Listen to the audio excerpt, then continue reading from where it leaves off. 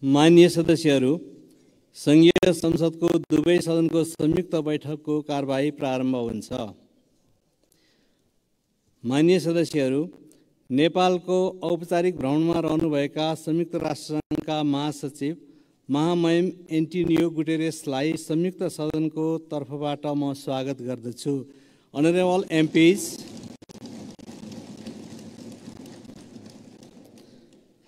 I would like to extend a warm welcome to His Excellency Antonio Guterres, the Secretary General of the United Nations, on behalf of the joint sitting of both houses.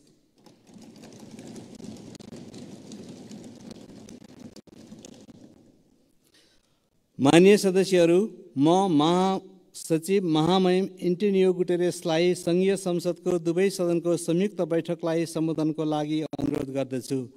Honorable MPs, I would like to request His Excellency Antonio Guterres to address the joint sitting of the both houses of the Federal Parliament.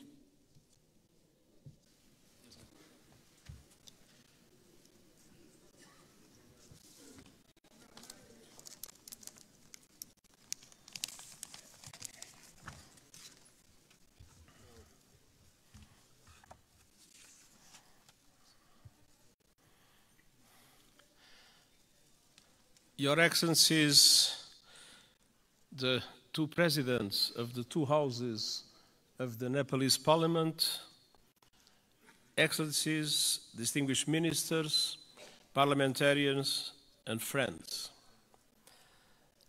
Allow me, before I start, to express my deep gratitude for the wonderful hospitality that the government and the people of Nepal has provided to me during these 3 days.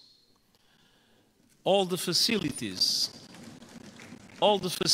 that were put at my disposal have transformed this visit in an enormous success.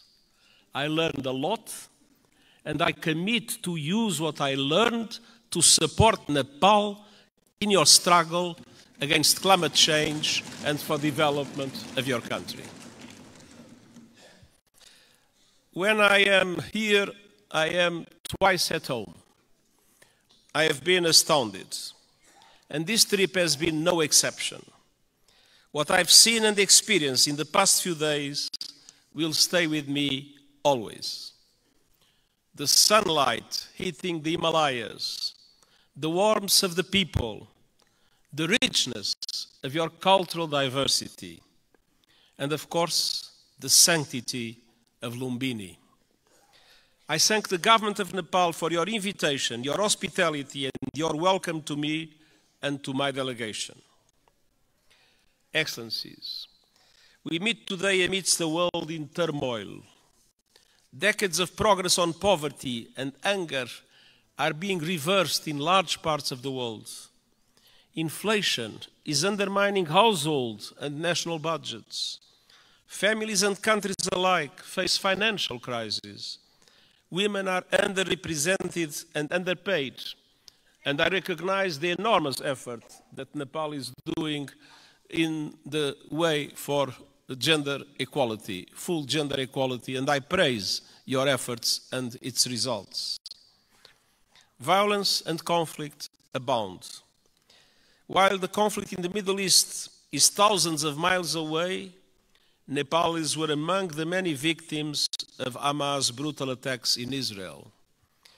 I send my sincere condolences to the families of the 10 Nepalese students who were killed and express my best wishes for the safe return of Mr. Bipin Joshi, who is missing.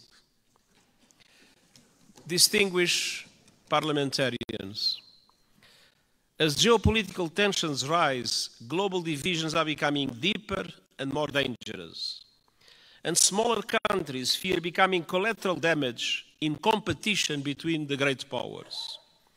And climate catastrophe is accelerating with a deadly force. In responding to this crisis, the world could learn much from Nepal. This country is a promoter of peace, a champion of multilateralism, and a staunch supporter of sustainable development and climate action. Nestled between two great powers, you have forged your own paths to safeguard your sovereignty and your independence. And your journey over the past 20 years has been wonderful to see. A new republic with a new constitution has the UN Charter at its heart. You were quick to embrace the Sustainable Development Goals and are making progress on many of them, independently of the difficult financial conditions that developing countries face in today's unfair world. Your country has successfully calmed the storms of conflict and moved from war to peace, a process the United Nations has been proud to support. Dear parliamentarian colleagues, Nepal does not stand still. Your dynamic story of progress continues today. Your graduation from least developed country status is imminent, and the United Nations is committed to supporting a smooth transition. And you are preparing the final stages of our Nepal's-led peace process, healing the wounds of war through transitional justice. A process to bring peace to victims, families and communities haunted by questions and scared by injustice, and help put the past to rest. Transitional justice can play a vital role in securing lasting peace, but we all know it's not easy. By nature, is a delicate and complex process. We know that transitional justice has the greatest chance of success when it is inclusive, comprehensive, and has victims at its heart. When it centers on truth, reparation, and justice, when women participate fully, and when all victims of human rights violations can find meaningful redress. And I welcome efforts here in Nepal to drive progress and find solutions in this regard. And I want to tell you are not alone. The United Nations, respecting the Nepalese leadership of this process, stands ready to support you with your victim-centered process and its implementation in line with international standards, your own Supreme Court's rulings. The United Nations and Nepal are old friends. Our cooperation runs deep. Nepal has long been a cherished member of the UN family and a powerful voice for developing countries, most recently as chair of the Least Developed Countries Group. And this relatively small country, compared with the big powers, has made an outsized contribution to international peace. Of all the countries on earth, Nepal is the second largest contributor of troops to United Nations missions, military and police. I'm sincerely grateful to the Nepali people for their dedication, their courage, and their service in peacekeeping. And I would like to take a moment and ask for one moment of silence to honor those Nepalese who have lost their lives serving under the blue flag.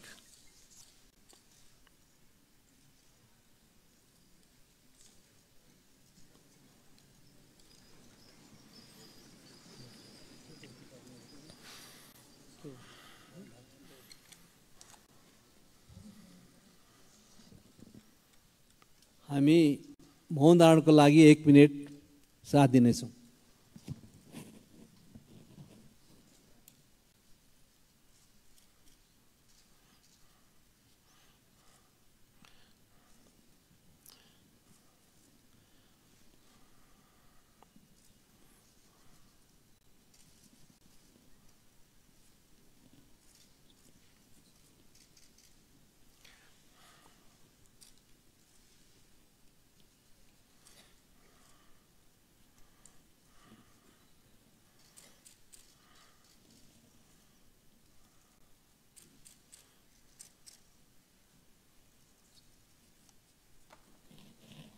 Thank you.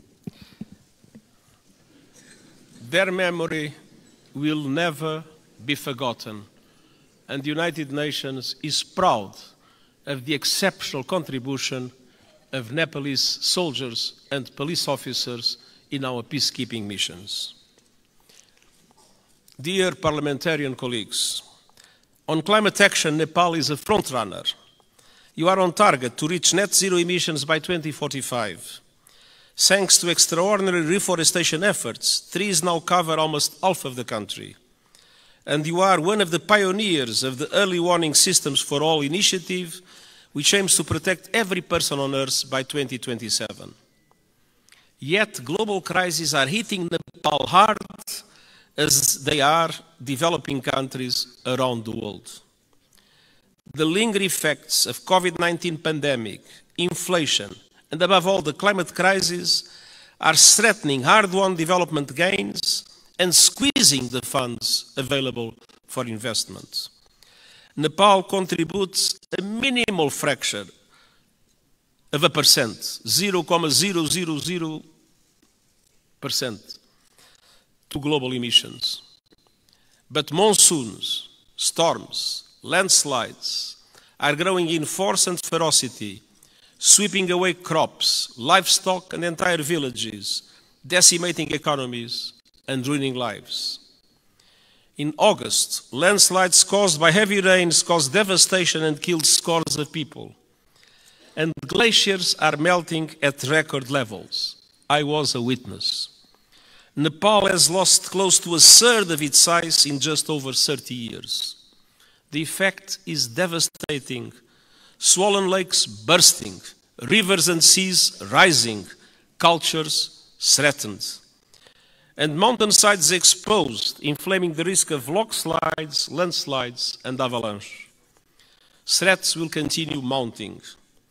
Himalayan glaciers provide fresh water to over 1 billion people. As they shrink, so do river flows. In the future, now we have too much floods, but one day in the future, Himalayan rivers like the Indus, the Ganges, and the Brahmaputra will have their flow severely limited. Combined with saltwater intrusion, that will decimate deltas in this region and beyond. That could mean low-lying communities and entire countries erased forever.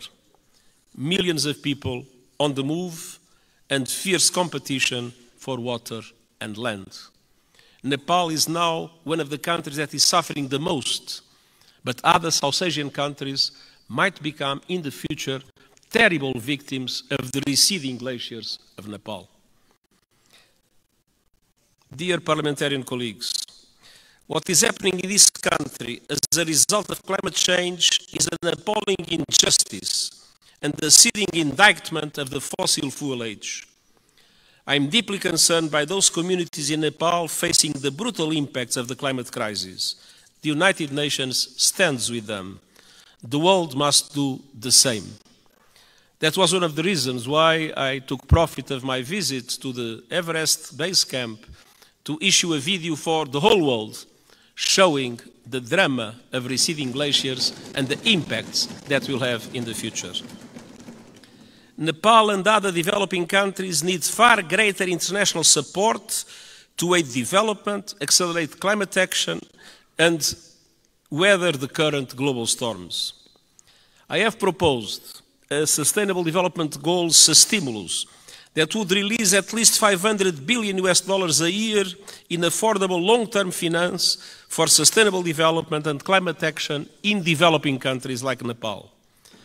Member States welcomed the proposal at the General Assembly last month and committed to advance it. I call on them to take action now to make these commitments a reality. Unfortunately, in our world, many times people announce commitments and then do not implement those commitments. These commitments about finance for developing countries and climate action must be implemented. I urge leaders to act on climate without delay, with the biggest emitters leading from the front. All countries must put the acceleration agenda I propose into effect to limit the rise in global temperature to 1.5 degrees Celsius. And they must make COP28 count with a strong outcome building on the so-called global stocktake. And we also need to deliver climate justice. Developed countries must honor the promise of $100 billion a year to support developing countries in climate, and double adaptation finance as a first step of devoting half of climate finance to adaptation. Investment in the resilience of communities, in the resilience of infrastructure is today a must, because climate change impacts are not a problem of the future, they are felt today by the populations, and it is today that developed countries must support countries like Nepal to do the necessary investments in that regard. The most vulnerable must be at the center of efforts to build climate resilience. And all parties must operationalize the landmark loss and damage fund at COP28 this year. There is loss and there is damage. You can see it in Nepal. There must be a compensation for it. The Nepalese people depend on it. For families that have lost their home to storms, for communities forced to abandon their villages by rising rivers, loss and damage is not a negotiating point or a bureaucratic abstraction, it is a lifeline. Dear parliamentarian colleagues, Nepal has long been a friend to the international system, and today their system is in dire need of refresh, revitalization and reform. The world is in a state of flux, it is moving towards multipolarity, and that is a good thing. A multipolar world provides new opportunities for leadership and balance on the global stage. But this new dynamic requires strong multilateral institutions to maintain peace. History shows us that. At the beginning of the 20th century, Europe was multipolar, but without strong multilateral institutions, it descended into war that engulfed the world. That is not a risk we can take. We need strong international reformed institutions that reflect the realities of today. But ours, like the Security Council or the Bretton Woods system, mirror the world in which they were founded almost 80 years ago. They correspond to 1945. They do not correspond to what is the world in 2023. That must change. Developing countries must have far greater representation in international institutions. I have called for reform of the outdated United Nations Security Council, and I have proposed measures to reform the global financial architecture so that it better represents developing countries and responds to their needs. And these proposals are gaining traction at this year's United Nations General Assembly and beyond. But of course, there is always the resistance of those that benefit from the present unfair systems. The United Nations Summit of the Future next year is an important chance to push further progress, and I count on Nepal's support to help make the change we need a reality. Dear parliamentarian colleagues, multilateralism must both reflect the world and respond to it. That means creating the institutions and tools we need to address new threats and to seize new opportunities. Today, technology is an example of both. It can solve problems and spur development, or it can entrench divisions and inflame inequality. Today, it's doing too little of the former and too much of the latter. We need a global response to the technologies that are changing the world at astonishing speed, to harness them for the good of humanity. And all countries must have a say, not only the most rich countries in the world that have more resources to develop those new technologies. My high-level board on artificial intelligence includes experts from G77 countries, the Global South. It will report this year, so member states can consider global governance options for artificial intelligence. And it must also bring the benefits of technology to all and ensure that a new technological era, no one is left behind. This is the purpose of the Global Digital Compact the United Nations is proposing.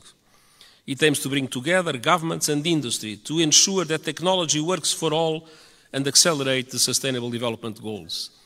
And I hope the Summit of the Future will be an excellent chance to push progress. As a steadfast champion of multilateralism, peace, and developing countries' interests, Nepal will be a vital ally at the summit. Dear parliamentary colleagues, it has been my great pleasure to visit this extraordinary country over the past few days. What I've seen confirms a simple truth. Nepal is a friend of the world, so the world must be a better friend to Nepal. And the United Nations will never stop fighting to make that a reality, and I thank you.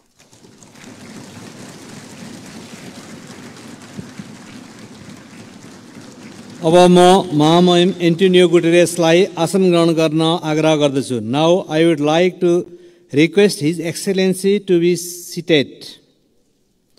माननीय सदस्यहरू, संयुक्त राष्ट्रसङ्घका महासचिव महामहिमबाट आज संघीय संसदको दुवै सदनको संयुक्त बैठकलाई भएको सम्बोधनप्रति निम्नलिखित धन्यवाद प्रस्ताव प्रस्तुत गर्दछु.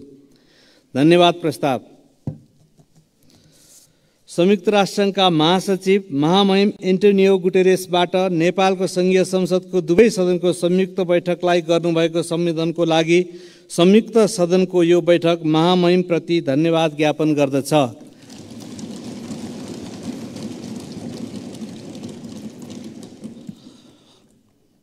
Motion of thanks. This joint sitting of the Federal Parliament of Nepal expresses its gratitude to the Secretary General of the United Nations, His Excellency Antonio Guterres, for his address to the joint sitting of the both Houses of the Federal Parliament.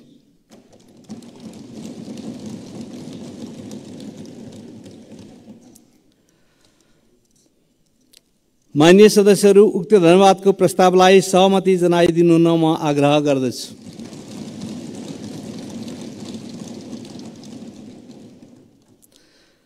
माननीय सदस्यहरू, यो बैठक स्थगित भए पश्चात सम्पूर्ण माननीय सदस्यहरू आफ्नो स्थानमा उभिएर महासचिव महामहिम एन्टोनियो गुटेरेसलाई बिदाई गरिदिनु हुन म आग्रह गर्दछु. माननीय सदस्यहरू, संघीय संसदको दुवै सदनको संयुक्त बैठक यही स्थगित हुन्छ.